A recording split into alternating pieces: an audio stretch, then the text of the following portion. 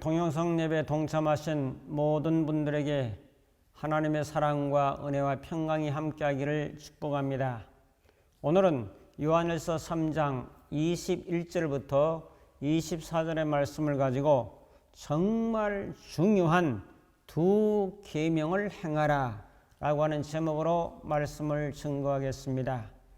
요한일서 3장 21절, 사랑하는 자들아, 만일 우리 마음이 우리를 책망할 것이 없으면 하나님 앞에서 담대함을 얻고, 22절, 무엇이든지 구하는 바를 그에게서 받나니 이는 우리가 그의 계명을 지키고 그 앞에서 기뻐하시는 것을 행함이라. 23절, 그의 계명은 이것이니 곧 그 아들 예수 그리스도의 이름을 믿고 그가 우리에게 주신 계명대로 서로 사랑할 것이니라. 24절, 그의 계명을 지키는 자는 주 안에 거하고 주는 그의 안에 거하시나니 우리에게 주신 성령으로 말미암아 그가 우리 안에 거하시는 줄을 우리가 아느니라. 아멘. 하버드 행동력 수업가의 저자 가오 위안이라고 하는 사람은 행동력이 부족한 사람들의 심리적인 특징 5가지를 소개하고 있습니다.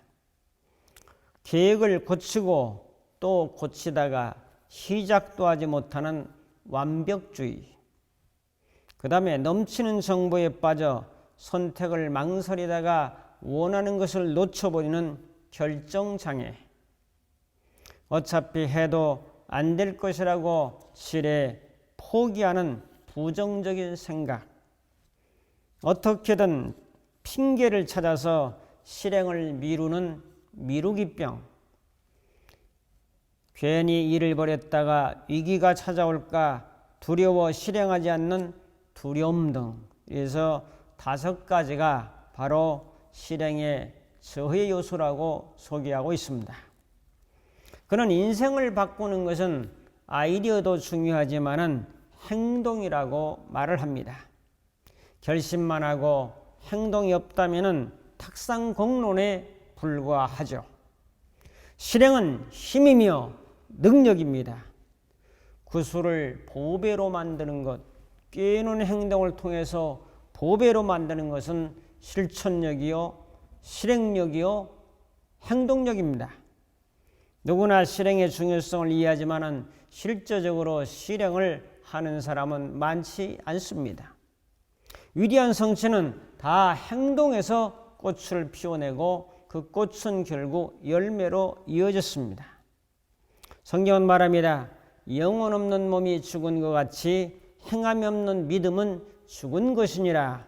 야고보 2장 26절에 말씀하고 있습니다. 한국 어머니와 미국 어머니가 다른 점이 있습니다.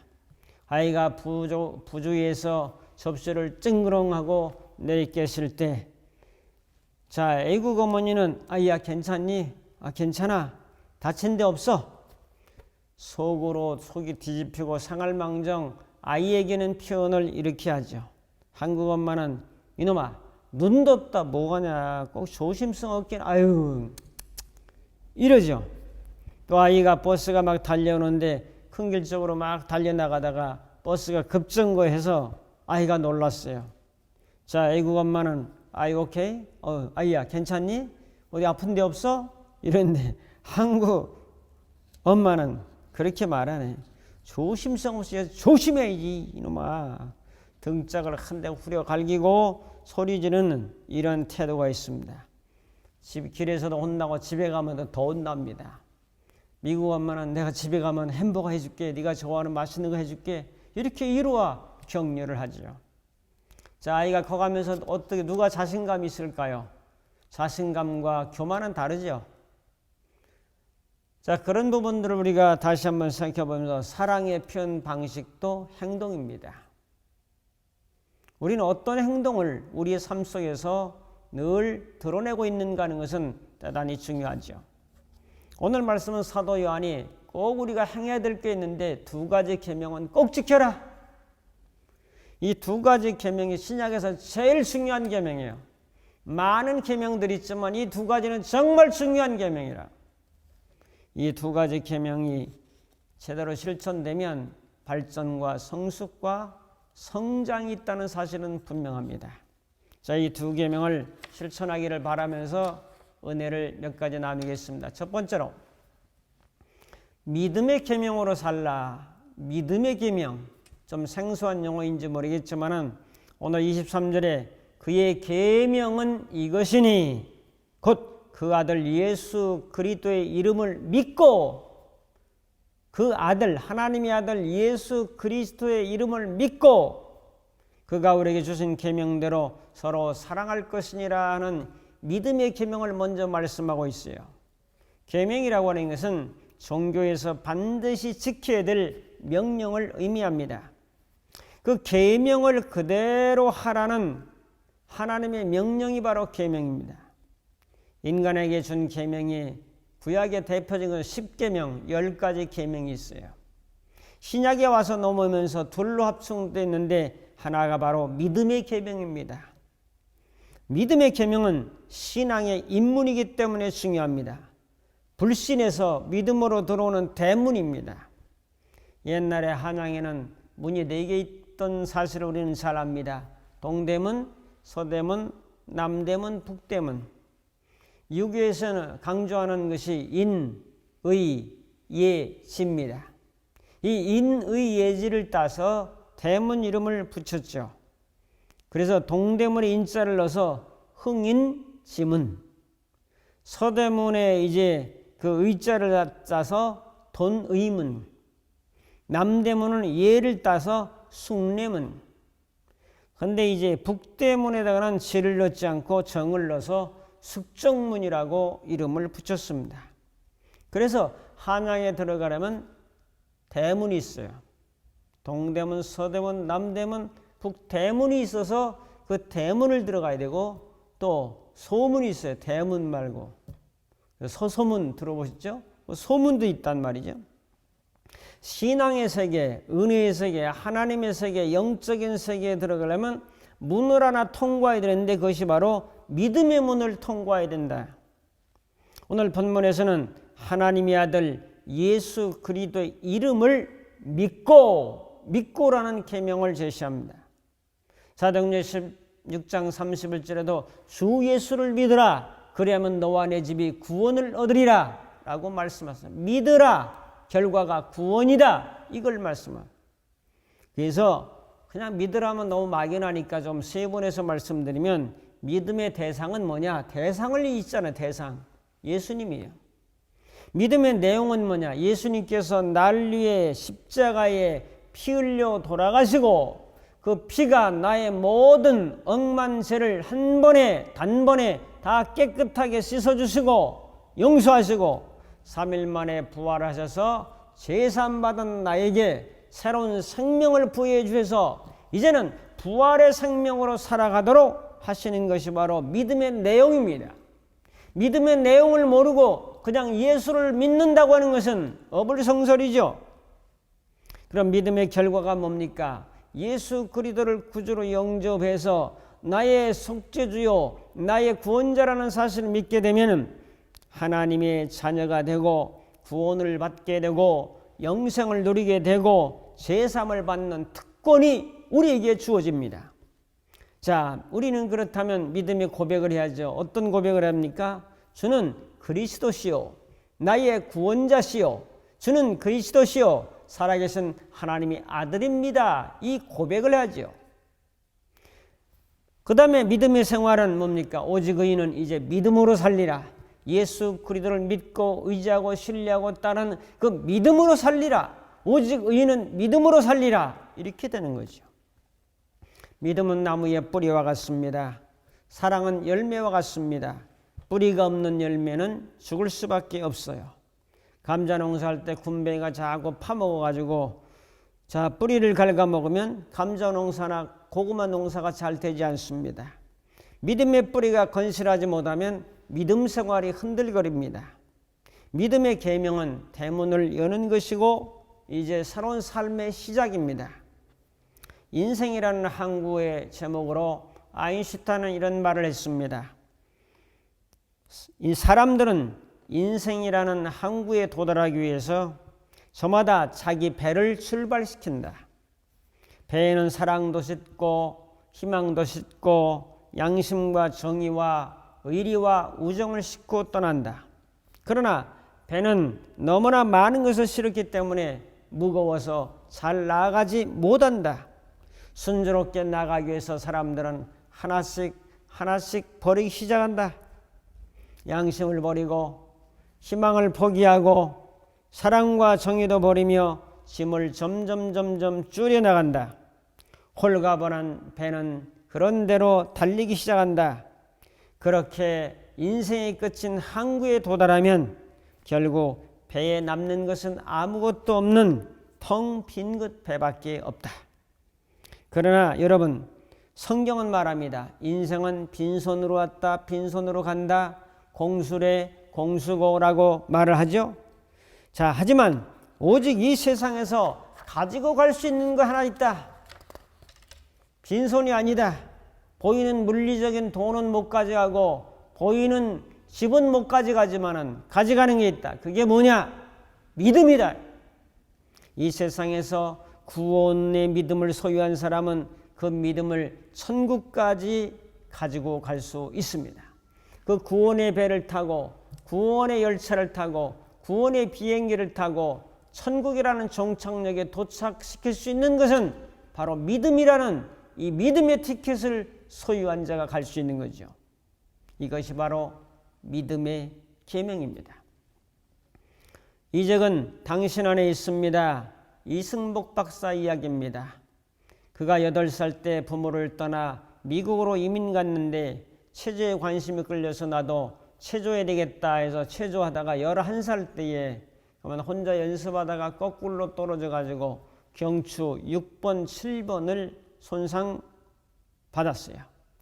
목뼈가 부러져서 사지가 마비되는 중상을 입었는데 그가 재활 9개월, 10개월 정도의 재활을 통해서 손을 좀 움직이고 하반신만 마비되는 그러한 상태가 되었습니다. 어머니가 손과 발이 되고 휠체어를 타고 뉴욕 대학을 다녔습니다. 어느 유태인 선교사를 통해서 예수를 영접하고 소개를 받습니다. 그는 자신의 아픔을 하나님이 알고 계시며 지금의 삶도 하나님이 계획하신 바라고 믿게 되었습니다. 열심히 공부해서 하버드 의대를 수석으로 졸업하게 됩니다. 그리고 자신처럼 사고나 질병을 당한 절망에 처한 환자들을 치료하는 세계 최대의 병원 존스 홉킨스 병원의 재활의학 수석 전문의가 되었습니다. 그는 말합니다. 어떤 환경에도 좌절하지 말고 계속 믿음으로 힘차게 나아가세요. 하나님이 당신과 함께 하십니다. 믿음은 위대한 능력을 발휘합니다. 믿음은 이 세상을 이기게 합니다. 믿음은 코로나19의 세대에도 하늘을 바라보고 나아가게 합니다. 믿음은 여러분들의 꿈을 하늘까지 인도하십니다. 두 번째로 사랑의 계명으로 살라라고 말씀합니다.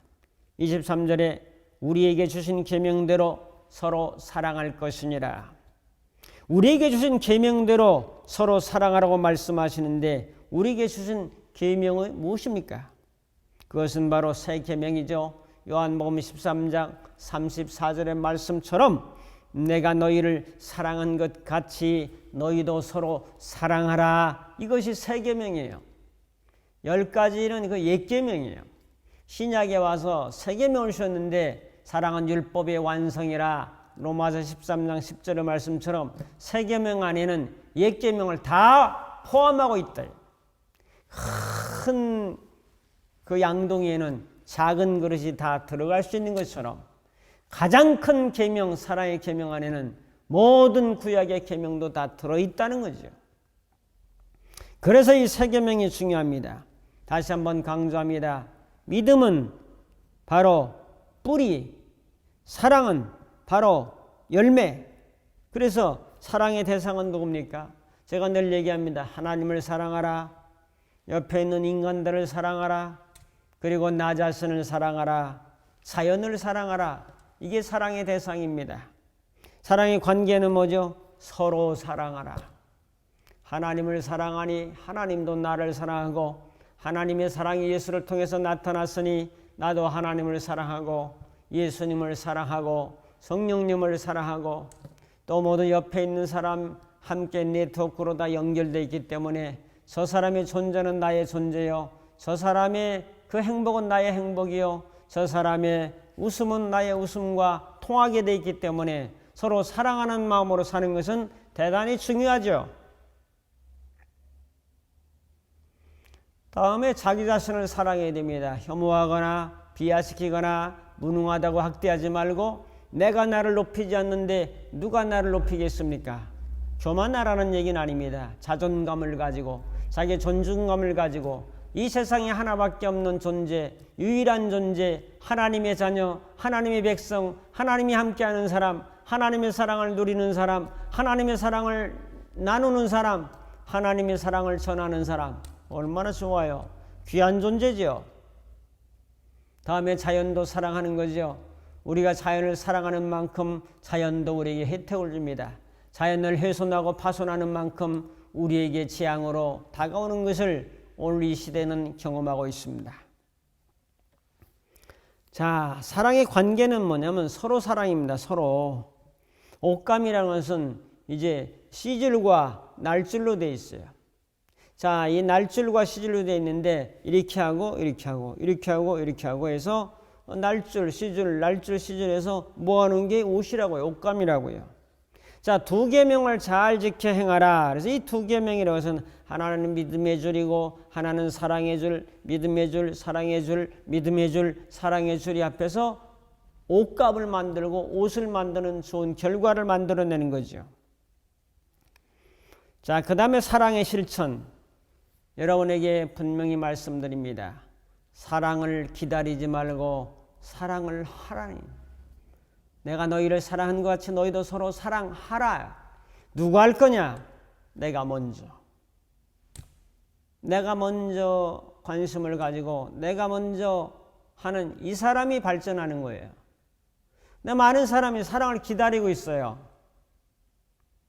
저 사람이 나에게 표현해 주기를, 저 사람이 나를 사랑해 주기를, 저 사람이 관심 가져 주기를, 나를 인정해 주기를 기다리고 있다고요. 기다리는 것은 소극적인 사람이요. 이제 사랑은 내가 먼저 적극적으로 실천하는 거죠. 그래서 여러분들에게 촉구하죠. 사랑을 기다리지 말고 사랑을 먼저 행하라.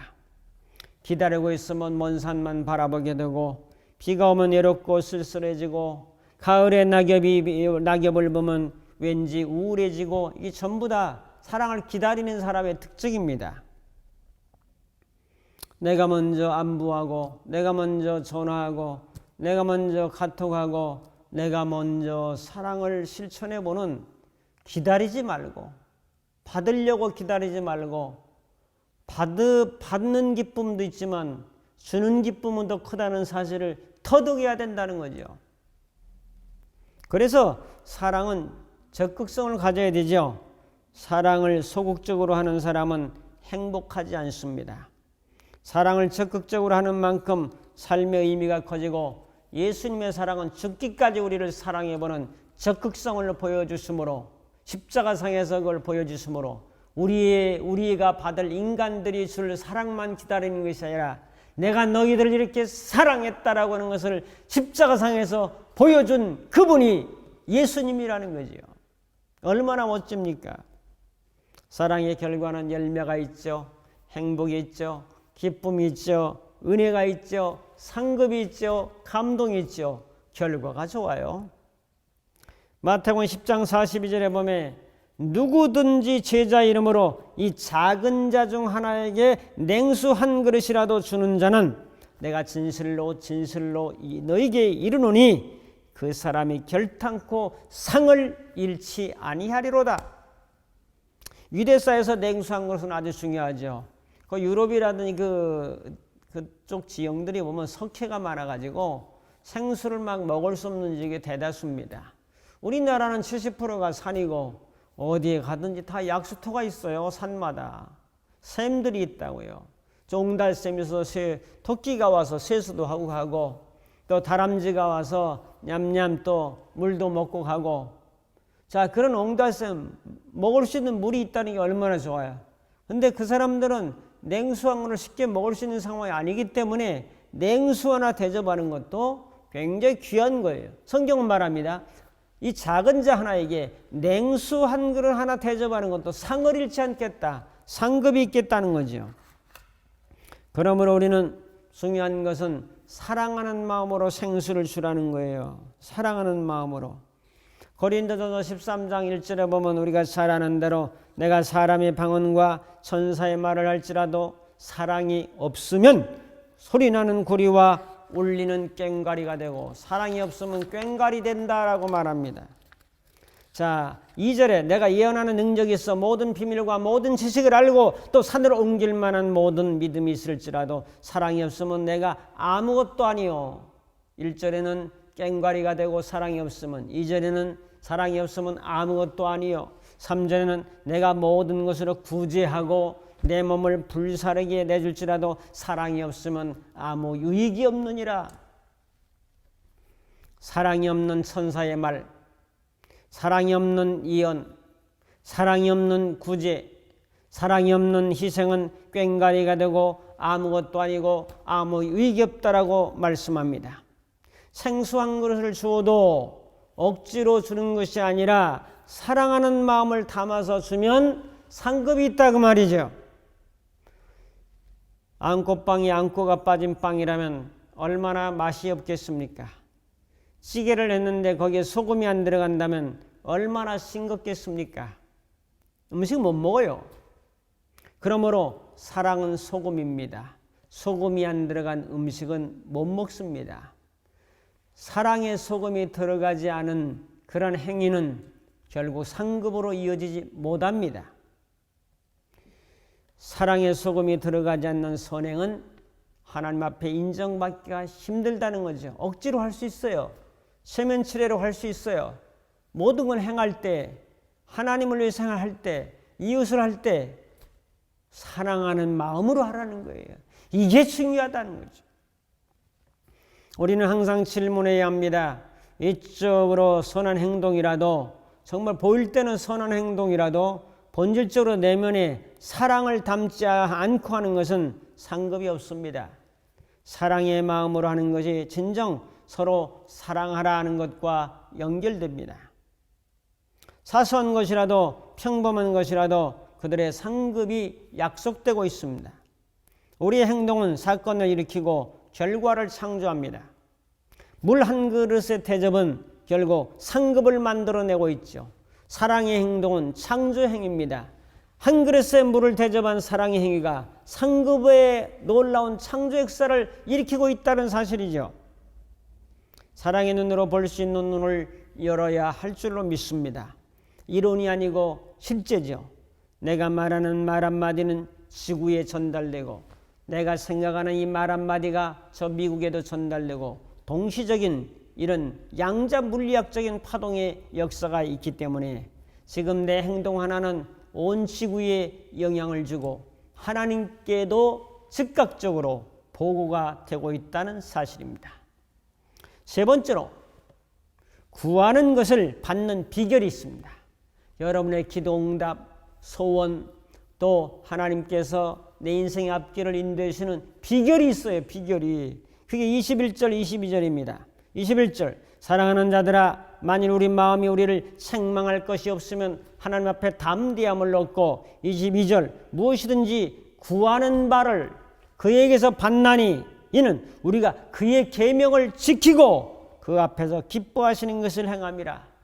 그의 계명은 두 가지라고 했어요. 믿음의 계명과 사랑의 계명인데 그의 계명을 지키고 하나님 앞에 기뻐하시는 걸 하면 하나님이 우리에게 구하는 바를 주신다. 사람들은 소원이 있습니다. 꿈이 있습니다. 비전이 있습니다. 구하는 것이 있습니다. 그걸 받는 비결이 무엇입니까? 성경은 그 비법을 오늘 말씀에서 그 기도의 응답, 구하는 것을 받는 방법은 두 가지. 그 중에 하나가 그의 계명을 지키는 것이다. 그의 계명은 믿음의 계명과 사랑의 계명을 이미 말씀드렸어요. 믿음의 계명과 사랑의 계명을 지켜 행하면 구하는 걸 받습니다. 얼마나 놀랍습니까? 이런 비밀이 어디 있습니까? 이런 비법이 어디 있습니까? 믿음으로 행하라, 사랑으로 행하라는 명제는 우리의 삶을 풍성하게 하고 윤택하게 하고 행복하게 하고 좀 더 증강되는 현실을 만들어낸다는 거죠. 그 다음에 하나님이 기뻐하시는 것을 행하는 것입니다. 믿음과 사랑을 담아서 행하면 하나님이 기뻐하지 않을 게 없어요. 믿음 들어가죠. 사랑 들어가죠. 사랑하는 마음으로 대하죠. 사랑하는 마음으로 예배하죠. 사랑하는 마음으로 믿음으로 기도하죠. 하나님이 기뻐하지 않겠어요? 하나님이 기뻐하시면 하나님이 도와주지 않겠습니까? 그래서 하나님이 응답하시고 구하는 것을 주시는 겁니다. 이 비법을 마음에 늘 간직하고 살아가면 여러분의 인생에 아주 큰 힘이 될 것입니다. 이런 비법을 알고 산다는 것은 행운입니다. 오늘의 이 말씀을 듣는 분들은 행운이에요. 행복이에요. 사람에게 받는 것도 귀한 일이고 행운이거늘 하나님께 받는다고 생각하니 얼마나 좋습니까, 여러분? 할렐루야! 계명을 지키며 살아가는 것은 복된 길입니다. 적고합니다. 정말 중요한 게 뭐예요? 정말 중요한 계명이 뭐예요? 믿음의 계명, 주 예수를 나의 구주로 믿는 것, 피 흘림과 죽음을 믿는 것, 이 믿음을 가지고 행하는 것, 또 한 가지는 사랑의 계명. 이 두 가지 계명을 지키며 행한 결과는 구하는 것을 받게 되고, 구하는 것을 받게 되면 얼마나 좋겠습니까, 여러분? 적고합니다. 결단합니다. 오늘 우리들은 두 가지 계명을 지키며 살아갑시다. 한 가지는 믿음의 계명이고 한 가지는 사랑의 계명인데 우리의 힘으로 능으로 안 되지만은 하나님의 은혜로는 이것이 가능합니다.